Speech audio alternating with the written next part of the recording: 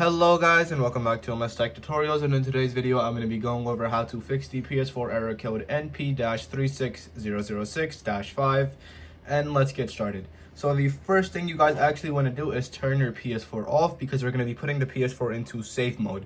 And if you don't know how to put the PS4 into safe mode, do not worry, I will be showing you in this video. So basically, in order to put your PS4 into safe mode, you're going to have to make sure that one, the PS4 lights have been completely turned off, and then once the PS4 lights stop blinking, stop flashing, whatever, you're basically going to hold on the power bind for about 6 to 8 seconds until you hear 2 beeps. So the second it just turns off, I'll just show you how to do it. Okay, it's turned off. That was the first beep.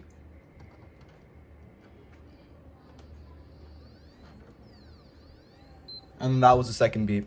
Now another thing for this, in order to put your PS4 into safe mode, you will need a USB charger, or basically just your controller charger for this. So yeah, just another thing to keep in mind. And there we go. The safe mode screen popped up. Just hit the PS bind. Now from here, what you're going to be doing is you're going to be going to File, a rebuild database.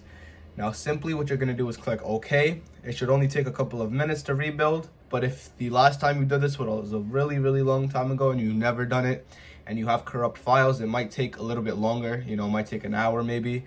But usually it only takes about like 5 to 10 minutes. So yeah, once it's done rebuilding, the error code should go away and you guys should be good to go. So yeah, that is it for the video. Thank you guys for watching. Make sure to give the video a thumbs up, subscribe to the channel, and have a great day.